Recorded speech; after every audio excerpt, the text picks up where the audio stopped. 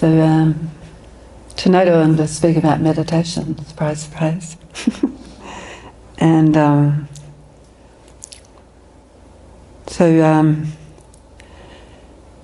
within the practices of meditation, mantra meditation is like the easiest of all practices, because our nature is to be active, our mind's nature is to be busy, and we don't like to just sit super still and try to make our mind blank.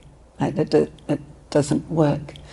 So I don't know how many of you, I think a lot of people have probably tried to drive bumper cars, what do they call them, dodgem cars?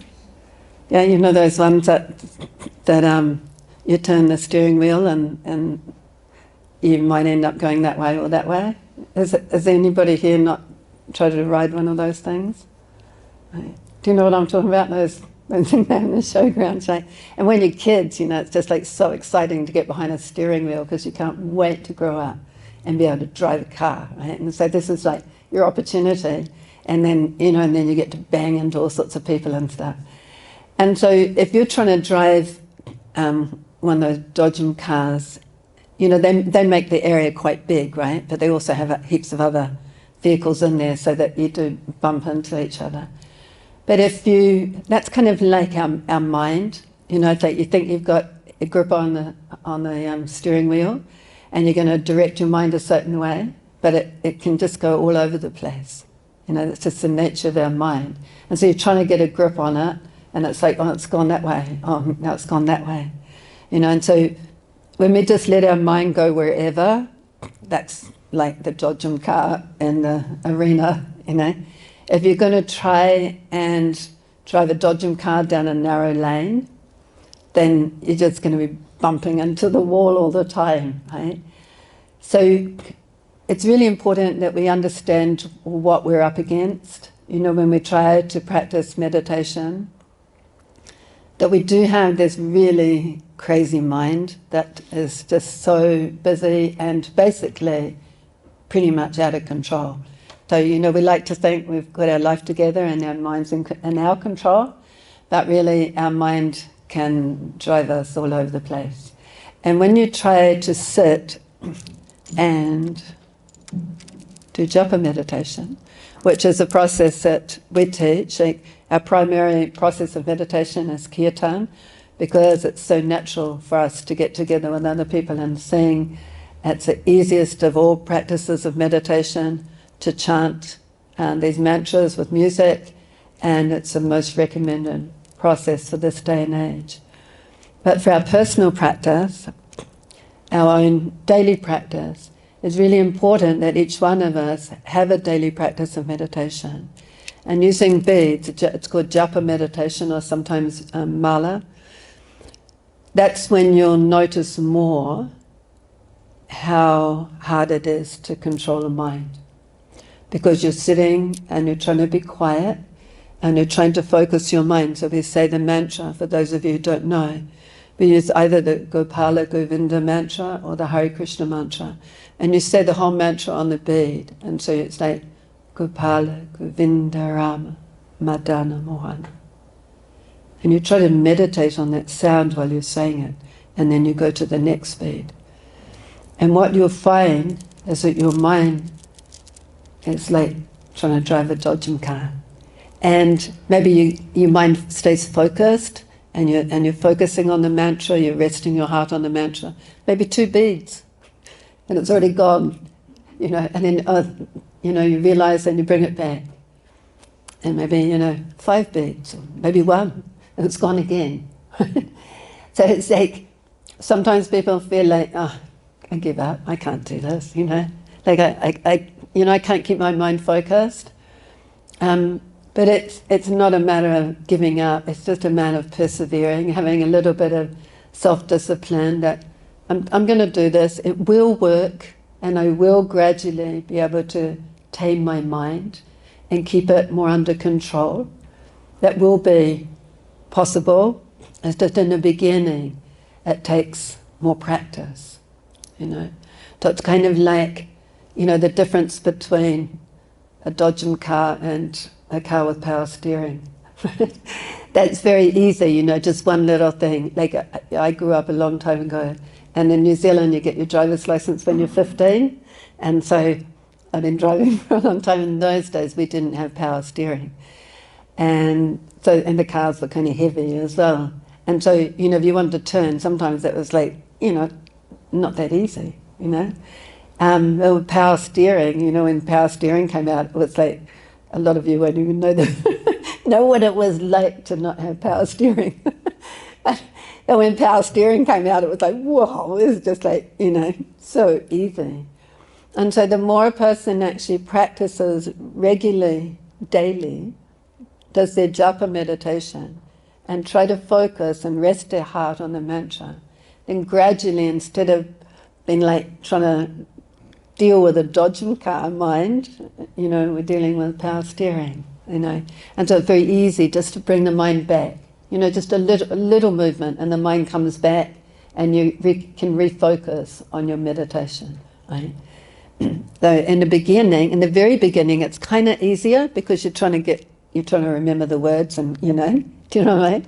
But once you're familiar with the words and you've got the practice down, then it's like, phew, off it goes, you know. And especially if you're tired, you know, it's easier for the mind to wander as well. And so, you know, early in the morning is a good time to practice meditation, but you might need to kind of splash your face quite a bit with cold water to wake up enough, because then you're going to sit down and close your eyes again. And it's quite easy for your mind to sort of drift off into dream state, you know. And you can't call that meditation. You know, the idea with meditation is a one-pointed concentration on these sacred mantras, which are names of the Supreme Soul. And when we're able to rest our heart and rest our mind on these mantras, we will experience the peace, the solace, and the protection, the happiness, and that inner love for the Supreme Soul, that we will be able to deal with whatever crisis comes our way. Because many times, you know, we can be cruising through life and think, you know, what's wrong? You know, I don't mind reincarnation, I don't mind coming back here again. You know, and that's only when life's going okay. When life's going really bad, it's like, no, I don't want to come back here again, you know. So when life's going okay, you know, we can kind of cruise on the surface, and we forget that actually there's danger kind of at any step. We don't know what's going to happen.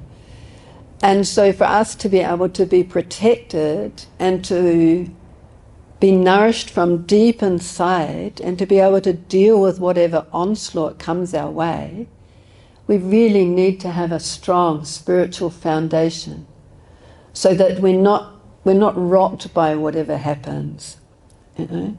We're actually able to be peaceful and calm.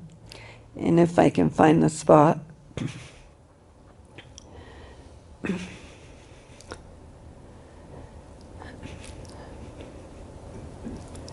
There's a nice quote from the Bhagavad Gita.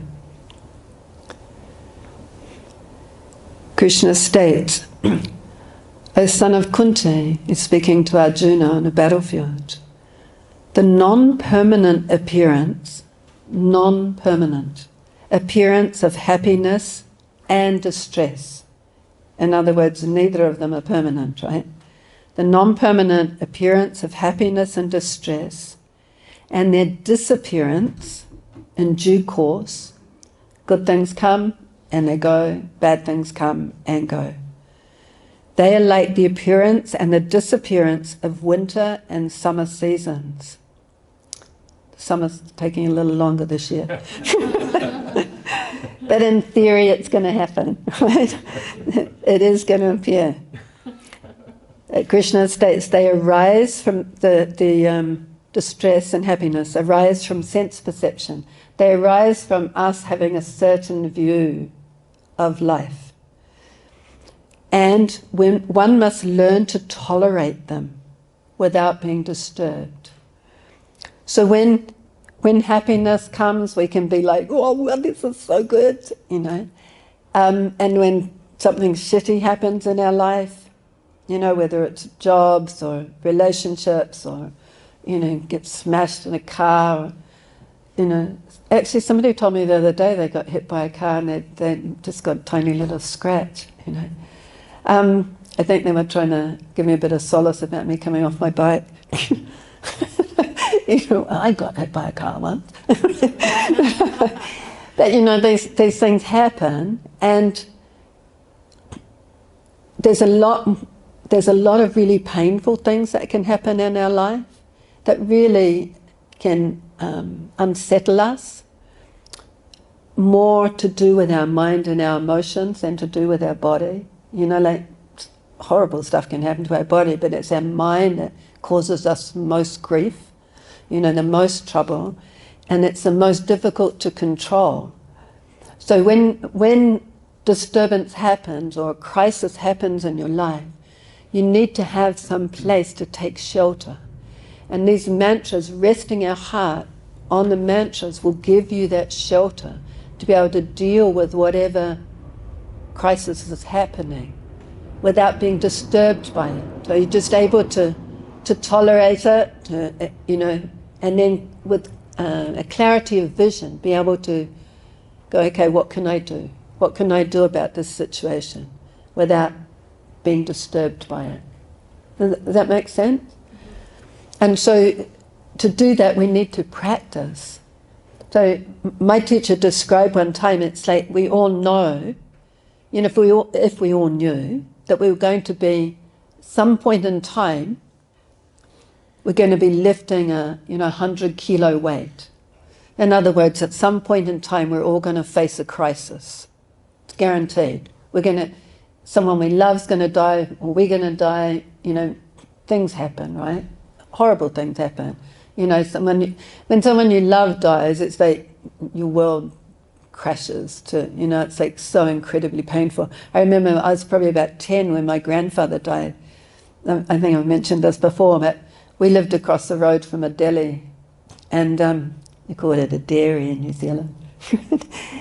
And I was kind of busy, you know, and I was sitting on my bed looking out the window, and I was just like completely gutted. You know, there's this, you know, kindly, just, you know, solid person, you know, in my life, and he'd died, and I couldn't believe there was people just driving to the shop and buying stuff and leaving, and it's like, how come the whole world's still going on? You know, it's like, you know, how come everything hasn't just stopped, you know? So it's like that for us, you know, when we're going through something, it's just like, it's so intense.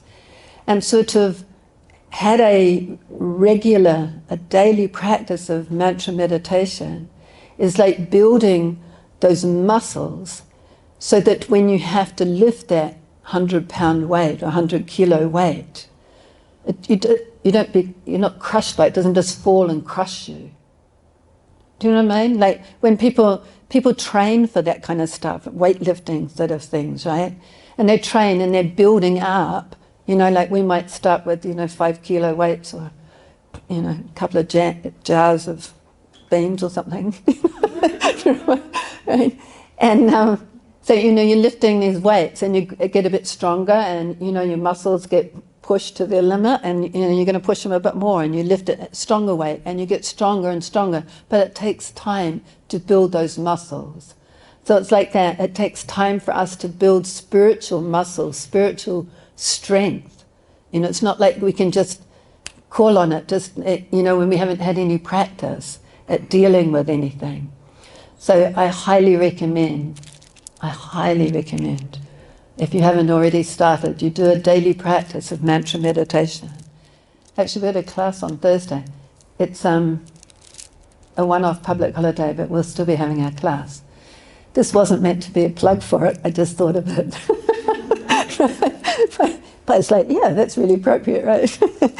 So to learn how and to make the commitment to yourself and have that discipline to daily practice mantra meditation, so you can develop those spiritual muscles to deal with whatever comes our way. Good times, bad times, without being disturbed. Right? So, you know, don't wait till a crisis and then just get smashed and then, struggle to try and pick up the pieces. Yeah. Not that you'll do that, but just in case. Thank you very much.